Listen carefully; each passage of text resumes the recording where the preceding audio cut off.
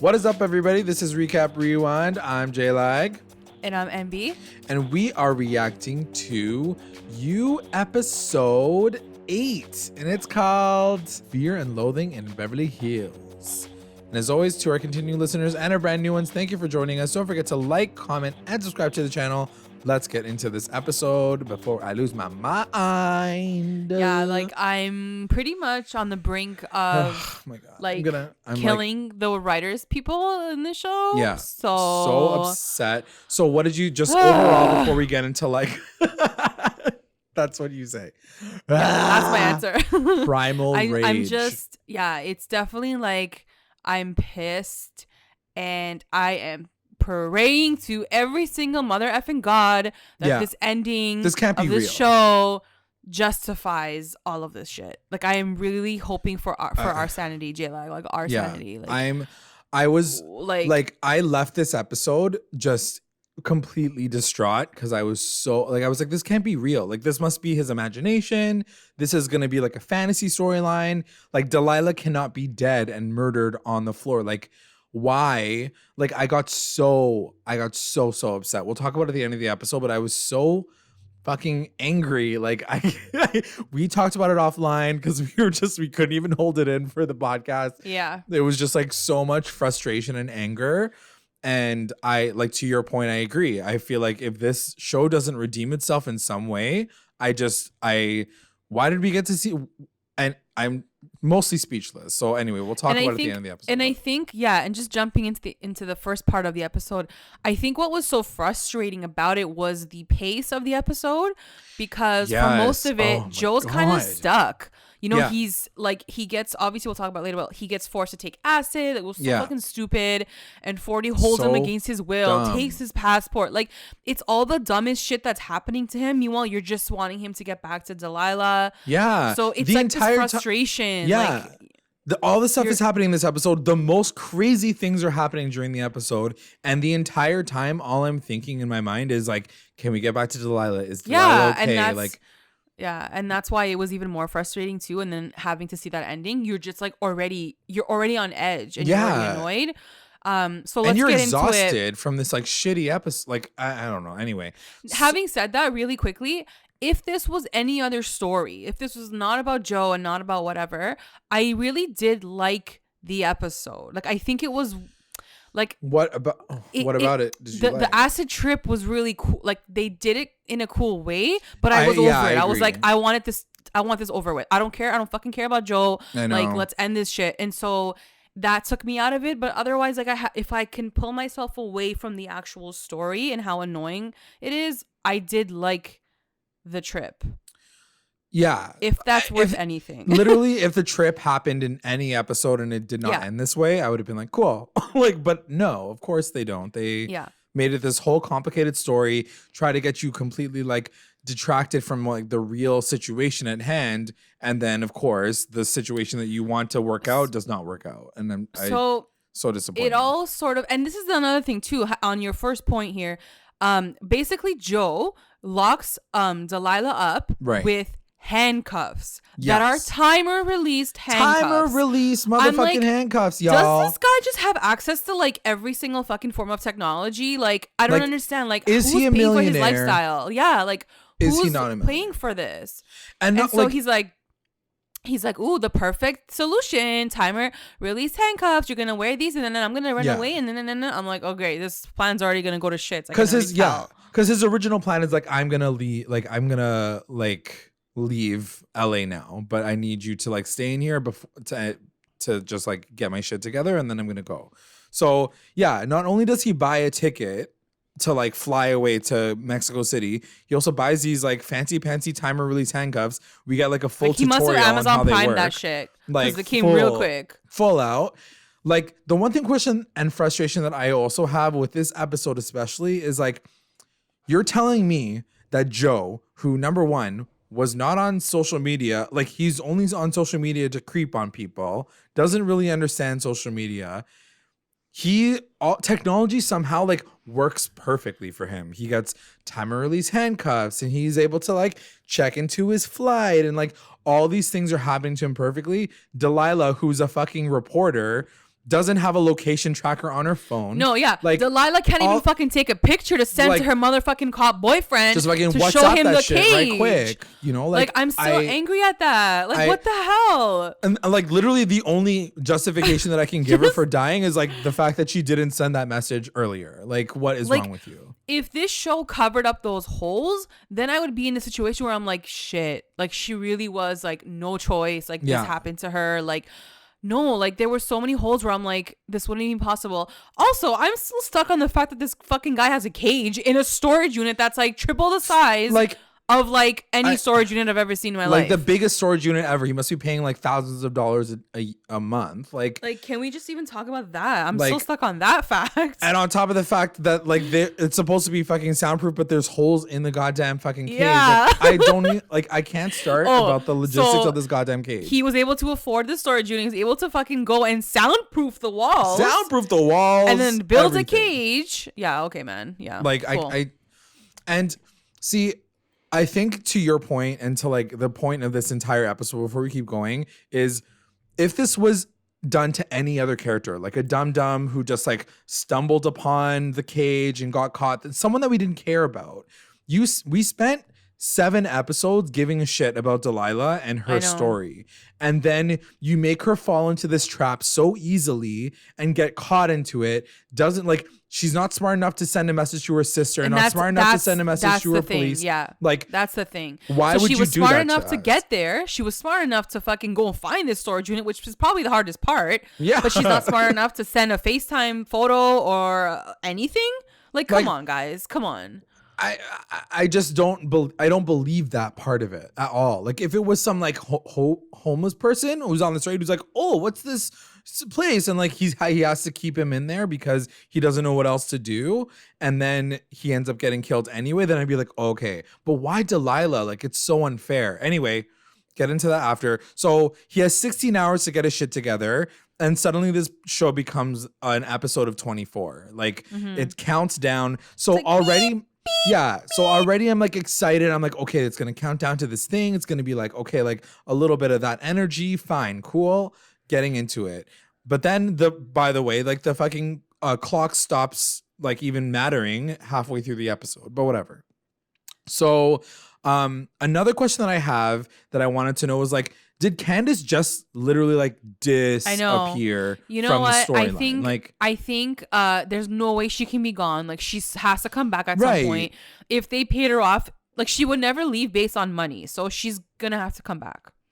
Like, and that's what I mean. Like she just showed up, like all this stuff is happening now and she's just gonna be like, yep, I just wanted money. I'm gonna disappear now. Like, okay. Like I don't believe that for a second, but also like, what is her plan? Like, what will she do? Is she going to come back and be like, here I am, I'm going to do something now? Like, what is it? Like, why did even bring her back into the situation in the first place? You know, like, I don't understand why she was there to like create this vengeance storyline with Joe for the second season. And then she's not even in half of it. Like, it doesn't make any sense to me.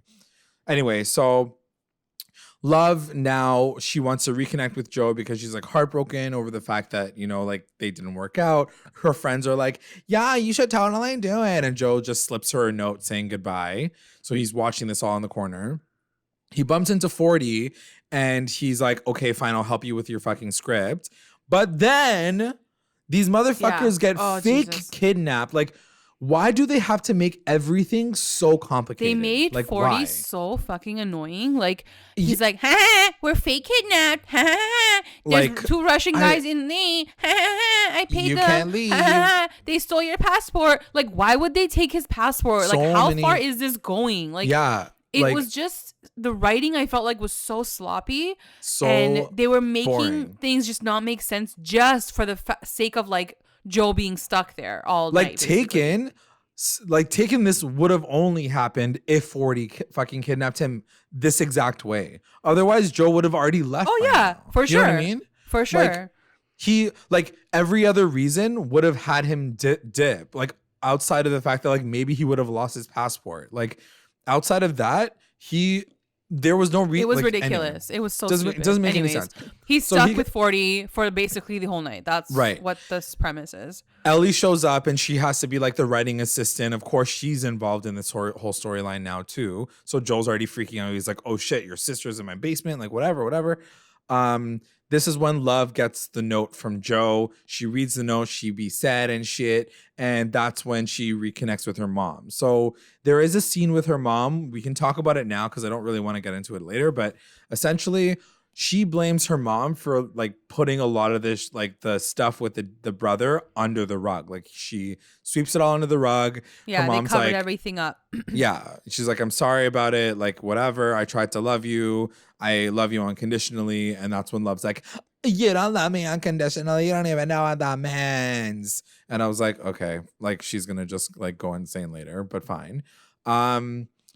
Then halfway through, Joel thinks that he's done with the script. And Ellie, of course, is like, nope, you guys got to keep working. The angle's completely off. They should be about Beck, blah, blah, blah.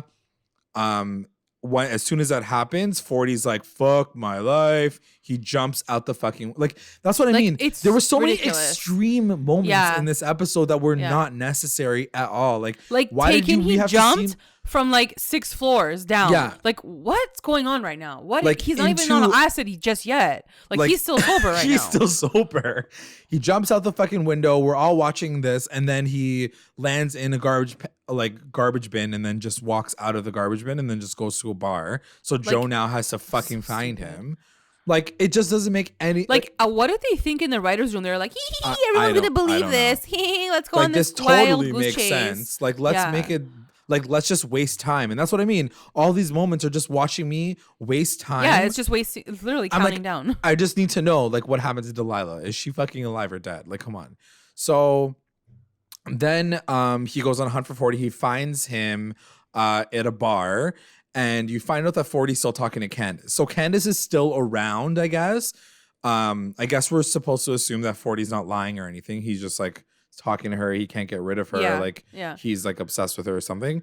And then this weird thing happens with 40 and a bride and a groom. Like, what was that all about? The whole like no idea. Kissing situation. Like, is it just to show that 40's a psychopath too, and Joe's like just giving him justification to like kill him later? Like, he's like, okay, so like 40's crazy, so I gotta kill him later at some point in time. I don't know. Again, like, I think they were just wasting moments, wasting time. Yeah, it's just for sure trying to make you think that like Joe was gonna kill him, but like I never thought that was actually gonna happen. I wonder if that moment's in the book and like maybe there's more context around it, but like I didn't care at that point. I was like, I get it. 40's a loser. He's a psycho and he has money. Like, what else do you want me to see? But yeah, anyway, so Joe gets upset about that. And then this is when he gets fucking drugged. So 40's like, oh, hey, you're on acid now. Bye. And he like writes a time on his arm. And it's funny because it's as if Joe is getting fucked over inadvertently by 40. Because like all Joel wants to do is leave and like just get out of there. Yeah. Well, he doesn't want to, at this point, he doesn't want to get Delilah. He just wants to leave like LA. So, but at the same time, all this stopping thing that's happening. So the entire time, what I was thinking was like, he's going to keep fucking over Joe to the point where like the thing gets like unlocked and then she's able to disappear. That's what I thought you know what too. I mean? Yeah. She's able to get out. Instead, like that is not what we get at all. So, Love bumps into Joe after dinner. She's like fucking drunk. And then he's starting to trip out.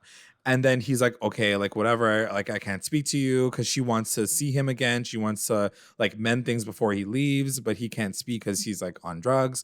And then he goes upstairs. He gets like knocked out by like Dimitri or whatever.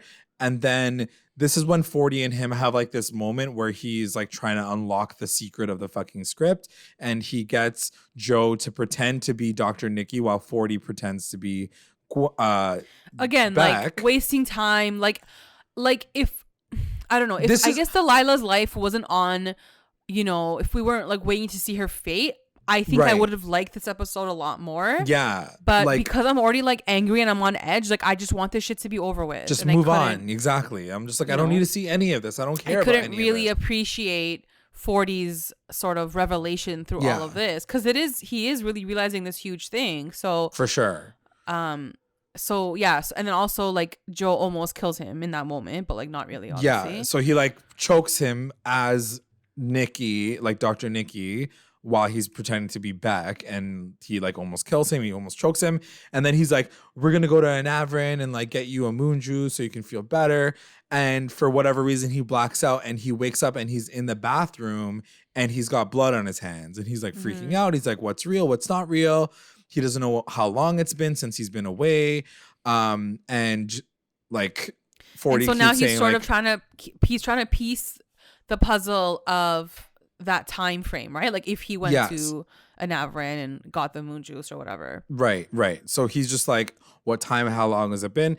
Then he gets a phone call from Love. He takes a phone call, goes to the bathroom, and he's like, "Hey girl." And she's like, "I don't want you to leave. We should just leave together." And he just starts spewing this crazy shit. Like, "Let's leave together. Let's be together forever." And like, why don't we yes, totally. She's like, okay. And I'm like, and this is when I'm like, okay, this bitch is fucking nuts too. Like, she's obviously just as crazy as he is. I was like, she's drunk though. Like, she's drunk in love. And so she's feeling some type of way. She just fought with her mom, who's like a loser. Like she has no one else. Yeah, like she has no one else. So like, so that, you know, where she's coming from, I get it. Like, that's fair. And I guess they position her in that way. So like, you're like, okay, well, she's not like going insane. Right. She's just because I thought, I'm like, how is she ignoring the fact that he's looking at her like that's a crazy the thing. person? Like, she never said anything about that. She never even asked, like, are you high or like something okay? Like, she doesn't say anything. She's like, "Are you in a bathroom?" And he's like, "Yes." And that's it. That's a lot. That's all you got from that. Anyway, he leaves the bath. He's like, "Okay, cool. Let's do this." But then as he hangs up, he gets this like flash of his mom. So you get this fucking ghost of his mom being like, "You know you want to kill 40. Delilah's already dead. She was dead as soon as she walked into that cage." And he keeps like fighting with his like inner self saying like, no, I will never kill her. Like, I am a good person now. He leaves the bathroom and then he sees 40, but now 40's like meditating in front of the board and he's like crying. And then you find out like a pretty big gag of the whole storyline, which is 40 actually killed the au pair. Because he's basically like connecting himself to Beck's story, and he's like, I know. He's like, Dr. Nick, he never killed her because that kind of love, like that kind of murder comes from like someone who like loved her or whatever. And so he was like, and I would know that because I killed my au pair. I did it myself. And at this point, like Joe's about to kill him, right? But that sort of stops him from doing it. It stops him from doing it. I'm like, these two killers now are bonding over acid. Like, guys, Oscar winning writing, like right here. Just this moment was exactly what we all needed to see in our lives. Sarcasm. Clearly. Like, what the fuck? Anyway, and I was also gonna say, like, taking like 40 figured it out while he was on acid. Like, he's the one that figured it out. I'm like, okay, he figured it out. Like, come on. Like, no one else like was around. But anyway, he spun it to be like, I killed my au pair, whatever. And so then he wakes up the next morning. Joe wakes up the next morning, and I'm like, isn't he like ready to get the fuck out of there? Like, why did it cut to the next morning? It didn't make any sense to me. But whatever. I guess he fell asleep or whatever. He's like, cool, I have like 1 hour to get there. And the end of the fucking episode ends off with at this point when he was on his way to her, did you expect her to be alive or dead? Honestly, I didn't know what to expect. I think I was hoping that wasn't going to be the case. I was like, okay, she's gonna. No, actually, the one thing that I was thinking was exactly what we were saying, which is like just in time, the things are gonna come off her hand, and she's gonna be able to get out, like, and like skirt away, and like I don't know, like to try to take him down after that. But seeing what I saw, I was fucking disgusted, frustrated, like every aspect of this. I think as soon as I realized I did think she was gonna die because I'm like, how the hell is she gonna get out of this thing? But also, I think when I realized it, like when they wasted a fucking whole episode on this countdown, I was like, there's no way she's gonna be alive at the end of this. Like, and they never cut back to her at all, like not one moment. So you don't like, you're not like they're trying to timestamp her death. You know what I mean? They're just like, you're assuming that she's gonna die. But like, what do you? So okay, so and we're like assuming, guys, like she's dead on the floor. Like there's a pool of blood. Like there's like blood it's like a everywhere. Grisly murder. Like it's not just like. I thought maybe she was gonna like. Sorry, in the beginning when he left her there, I'm like, shit, she's gonna die by accident. Like she's gonna like run out of air, or like she's gonna go through like something where like he didn't mean to kill her and she just died anyways. That's what I thought was gonna happen initially. But no, like she's fully slain. Like someone like cut. Like she's slain. She's bleeding everywhere. You know, she got it was slayed. a really like fucked up death too. I'm just so frustrated with this story because at this point in time, I'm like, so he kills Love because he's in love with, or he kills Delilah because he's so in love with Love. Like that's his reasoning why he has to kill Delilah. Like that's some bullshit. Well, that's the thing. Doesn't make like, any sense. Do you think he killed her? So I hope this is not going to turn into this like, who did it? Like, is it going to be him? Is it going to be someone else? And it all just becomes this yeah, I'm just assuming that he, in a drug-addled rage, was like, "Oh, you gotta go, bitch. Bye." Like, just fucking killed her because he's a psychopath. And for me, I don't think that's the case because I think that it would be too easy if it was him. You know, we're almost at the end of the season. You know, there's gonna be a freaking twist. You've said it yourself. Yeah. I just don't think that this final murder to this innocent girl, especially after he said like he didn't want to hurt her. Like I did believe him in that moment. So I don't think he's the one that killed her. I think that we're gonna find out it was someone else. There's gonna be a fucking twist. You know there is. So it's just a matter of like how long are we gonna wait to see who it was, and is it gonna make sense? Yeah. I don't know. I'm pretty speechless. I guess I can see another character doing it. Like Candace, like you said, was like disappeared off the face of the planet. I'm thinking like maybe she came back and killed her, so like she would be in the storage unit and like whatever. But I'm like, Candace isn't a murderer. Yeah, like she's not gonna kill her. I know it doesn't. So like, make why sense. would she do that just to prove a point? Like she could have done so many other things to show. Like, that, was it like, Joe's 40? Was it Love? Like it could be 40, where like you know he is like, fucked up. So we don't know. I don't know. Like I don't know if I buy that. Like I don't know. I don't know who else, for one. I just don't know who else it could be if it isn't Joe. So my assumption is that Joe's the one who done fucked all this shit up. But it's and like realistically, when you think about the show and at a higher level, who do we care about right now as characters? We care about Love and Joe. Sure. I mean, I barely care about both of those. But you know what I mean? Sure. Like those are the main figures of the show. It's not going to be Love's friend Gabe that kills Delilah. Like it has to be someone at the core of the show. Right. So I don't know. We'll see. I don't know. Guys, I was very frustrated with this episode. I didn't know why we had to see innocent person just fucking get killed off the way that she got killed off. Yeah. She didn't even get like a final like fight moment. She didn't get anything. Like it was all just like, I'm gonna die in a fucking cage by myself. Like what the fuck? Like that's the thing. And that's the thing what I don't appreciate with some of their writing is like they don't give anything for that character to be some sort of hero a little bit. Even if Delilah took a picture and she sent it to the cop and he had this one picture, maybe it doesn't go anywhere, but at least she did something like a little bit, you know, like she sent him some sort of proof and it could go wherever. But no, she couldn't even do anything. Like you couldn't even give her one little thing. It was literally and that happened to Beck too. Like Beck was the same way. Like she couldn't get anything aside from her stupid book. Like you guys just like killed the fuck out of her. Like just give us a little bit where these characters do something, you know? Honestly, that's like what cheeses me more. Like I was extremely frustrated with the way that this all went down. Like I'm irate with how it went down. I'm frustrated with the fact that they decided to do it this way. Like I'm just disappointed in the writing and the direction.